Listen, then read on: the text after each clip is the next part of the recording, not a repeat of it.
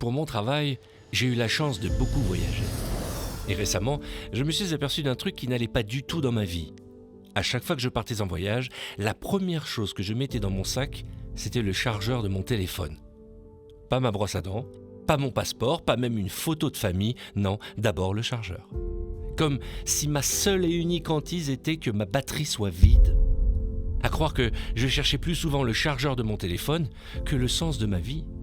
Parce que quand on y pense, la batterie de notre vie se vide jour après jour, et contrairement à notre smartphone, notre vie, elle ne se recharge pas.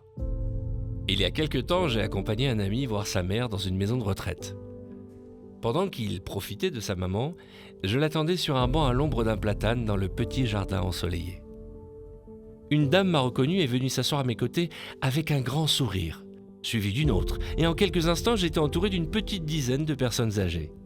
Puis nous avons commencé à bavarder. Je me souviens de ce moment, c'était assez joyeux et très bienveillant. Au bout de quelques minutes, le sujet de conversation a vite tourné autour des regrets de la vie. Comme s'il voulait me faire passer un message.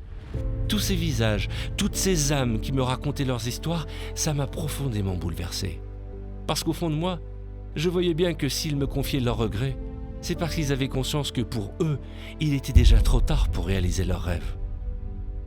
Une vieille dame au regard plein de bonté m'a demandé « Si jamais je te disais qu'il ne te restait qu'une seule semaine à vivre, est-ce que tu regretterais de ne pas avoir poursuivi tes rêves et tes passions?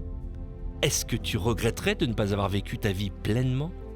Est-ce que tu regretterais de ne pas avoir passé plus de temps avec ta famille, tes amis et tes proches ?» Quand on se demande quelle est la plus grande erreur que l'on fait dans la vie, Bouddha répond « La plus grande erreur est de penser que l'on a du temps. » Le temps est gratuit, mais il est inestimable. Tu ne peux pas le posséder, mais tu peux t'en servir. Tu ne peux pas le garder, mais tu peux le dépenser. Et quand il est perdu, tu ne peux plus le rattraper. Plus j'écoutais ces anciens, plus j'avais l'impression que ces personnes aux portes de la mort étaient entourées de leurs fantômes, avec pour dernière pensée « J'aurais tellement voulu avoir, ou j'aurais aimé tellement faire. Oh, si j'avais su. » Et vous savez pourquoi? Pendant une seconde, je les ai vus, ces fantômes. Les fantômes de tous ces rêves jamais réalisés et qui s'apprêtent les uns après les autres à rejoindre le cimetière.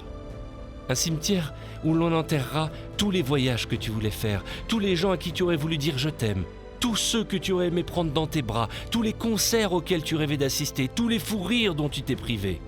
Un cimetière où seront enfouis à tout jamais tous les projets que tu n'as pas eu ni le temps, ni le courage, ni la force de réaliser parce que tu te souciais plus du chargeur de ton smartphone plutôt que de fabriquer les souvenirs que tu aurais pu photographier avec. Un cimetière où l'on pourra lire sigillent toutes les inventions qui n'ont jamais été inventées, toutes les idées qui n'ont jamais été défendues, toutes les start-up qui n'ont jamais vu le jour, tous les films qui n'ont jamais été réalisés, tous les livres qui n'ont jamais été écrits. Toutes ces choses que les gens n'ont jamais accomplies parce qu'ils avaient peur, peur de l'échec, peur de sortir de leur zone de confort, cette peur du vide qui paralyse et tétanise nos vies. Cette vie, ta vie qui défile à grande vitesse, personne ne sait combien de temps il lui reste, personne. Dis-toi que chaque heure qui passe est une heure que tu ne récupéreras jamais, alors ne perds pas de temps, utilise ces heures judicieusement, le temps est trop précieux pour être perdu bêtement. Sénèque a écrit « En suivant le chemin qui s'appelle plus tard, nous arrivons sur la place qui s'appelle jamais. » Tu n'as plus le temps de laisser ta peur te prendre en otage et te freiner. Alors vis ta putain de vie et enterre cette mentalité qui te tire vers le bas et te fait dire « On verra plus tard ». Non, on ne verra pas plus tard. On veut voir tout de suite. C'est ici et maintenant que le show commence. Alors balance la musique. Pourquoi est-ce si compliqué de comprendre qu'un jour, toi, moi, nous allons tous mourir? Et que si tu ne cours pas après tes envies, tes passions et tes rêves, toutes ces envies, ces passions et ces rêves finiront 6 pieds sous terre avec toi dans la tombe. Mais sois rassuré, j'ai une bonne nouvelle pour toi. Tu n'es pas au cimetière. Pas encore.